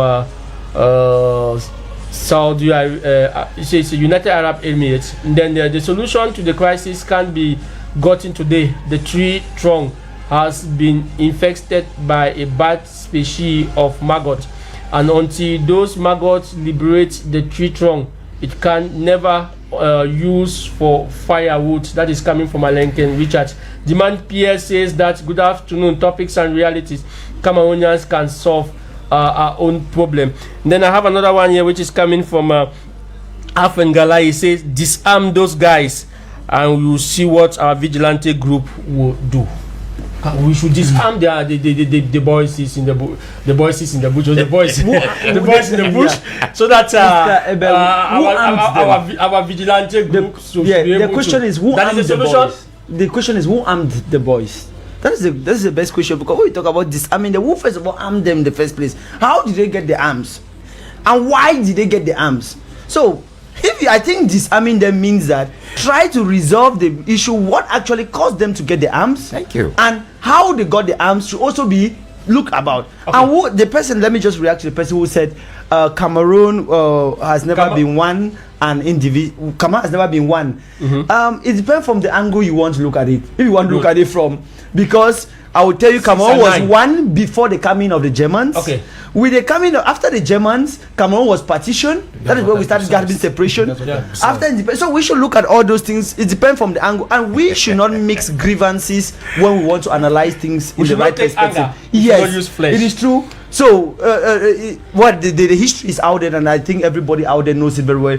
Former West Cameroon had its own independent. Former East Cameroon also. They say two states came together. Equal in status. Now the issue is the Federal Republic of Cameroon. You come and say, you will not take me to teach you to a child. That's why we have the to come in and maybe peace will stop. That one is already like disarming the guys. Like we already have the DDR mechanism, which is one of the mechanisms. It's true, it's not really functional. Yeah. But I think the real issue that we can use to, like, things that we can use to resolve this issue is like a free dialogue. Yeah. I think a genuine dialogue, and then we need to look at all what went wrong in Cameroon. We need to look at the origin of the problem. We need to solve it from the base, and also we need to make sure that governance and democracy should be rooted in Cameroon as it used to be. If it's that we need to change leadership, I think that the leadership should understand that they have made their time, they have served the nation, and it's time for them to pave the way for the younger generations who have a lot to give to our nation. Thank you very much. If you missed the program, you can take the rebroadcast on Friday at 1 a.m. or Saturday.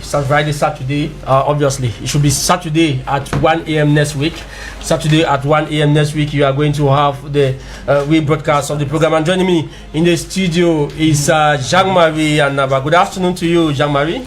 Good afternoon, Abel, Bela, Samari. Good afternoon to your guests. Good afternoon to our listeners. When I see you, I want to find out, est-ce que le Cameroun est debout? Le Cameroun est debout, voyez. Parce que nous sommes à l'intérieur. Oui, même à l'extérieur. J'ai vu quelques images là de quelques individus qui ne comprennent rien. Okay. Et à un moment donné, certains ont retourné leur veste. Je me demande quel est le film qu'ils sont en train de tourner. Ceux qui étaient des marcheurs hier chassent déjà les marcheurs. Donc je me suis posé quand même une question. Ils se reconnaissent eux-mêmes.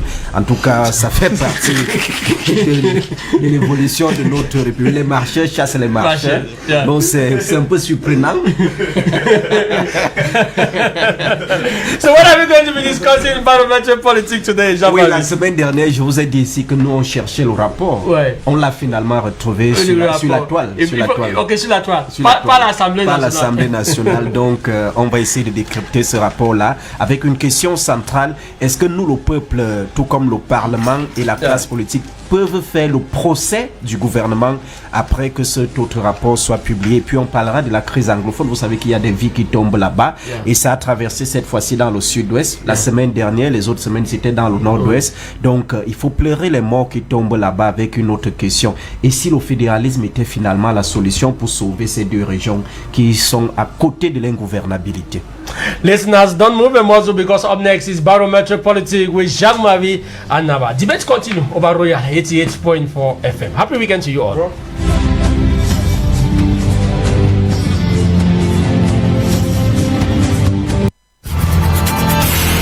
Dans un instant, sur votre radio, c'est la pub.